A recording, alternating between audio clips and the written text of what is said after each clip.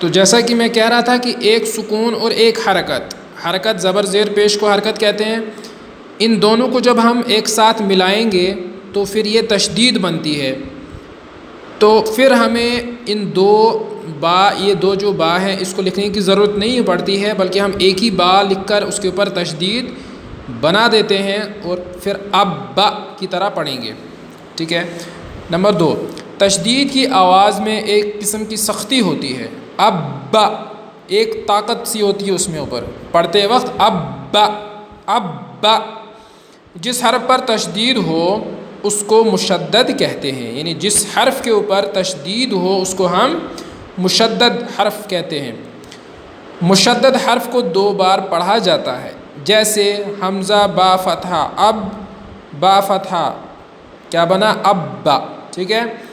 جس حرف کے اوپر تشدید ہو، یعنی یہاں پر با کے اوپر تشدید ہے تو اس حرف کو ہم نے 2 مرتبہ ہجا کر کے پڑھنا ہے. کیسے؟ حمزہ با زبر اب، با زبر با، اب با.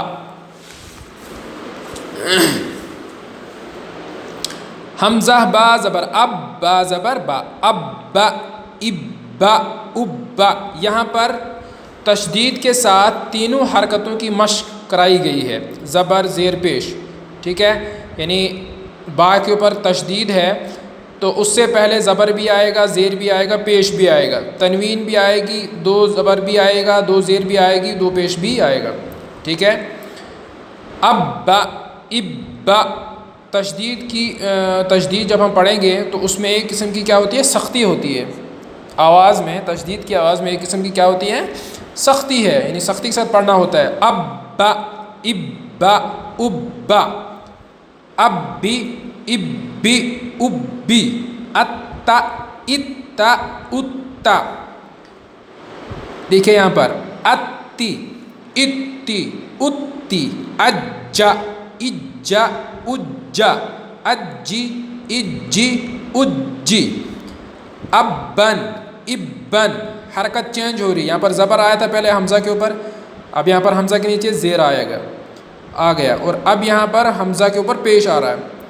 تو حرکت کو ہم چینج کرتے جا رہے ہیں تاکہ بچوں کی سمجھ میں بھی آ جائے اور پریکٹس میں بھی آسانی ہو جائے اور بچوں کو زبر زیر کا فرق پتہ چل جائے، زبر اوپر سے، زیر نیچے سے، پیش اوپر سے. اب بن، اب بن، اب بن. ببن، ببن، ببن. تبن، تبن، تبن. فع، کبی، سجی. عد، حد، حی. مشق، علم، عین لام زبر لام زبر لا، میم زبر ما. علم.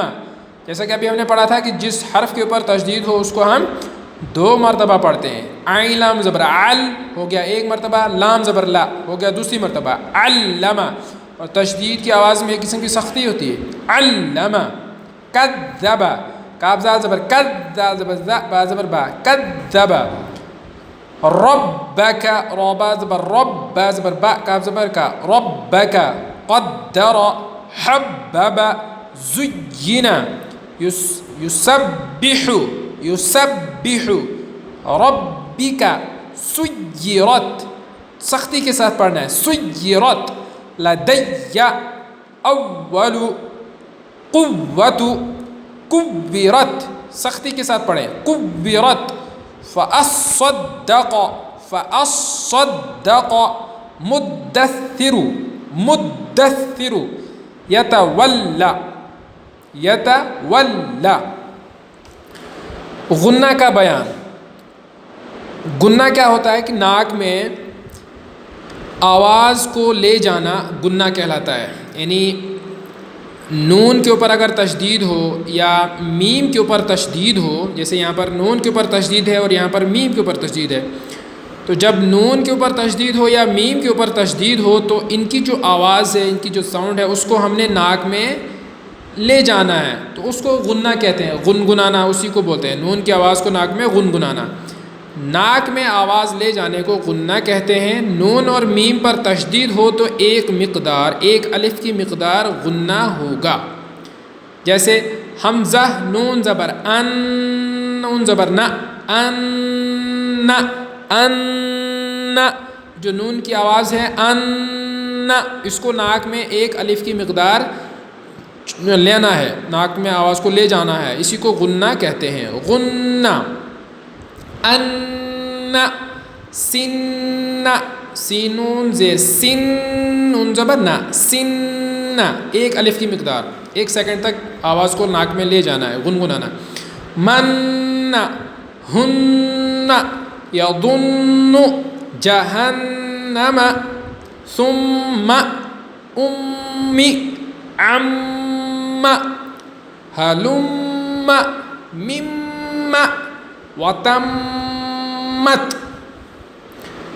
غنہ کا بیان یاد رکھیے، ناک میں آواز لے جانے کو غنہ کہتے ہیں۔ اگزام میں آئے گا کہ غنہ کس کو کہتے ہیں، تو آپ کو یہ بتانا ہے کہ ناک میں آواز لے جانے کو غنہ کہتے ہیں۔ نون اور میم پر تشدید ہو تو ایک الف کی مقدار غنہ ہوگا، نون اور میم پر تشدید ہو تو ایک الف کی مقدار اس نون کی آواز کو ناک میں گنگنانا ہے۔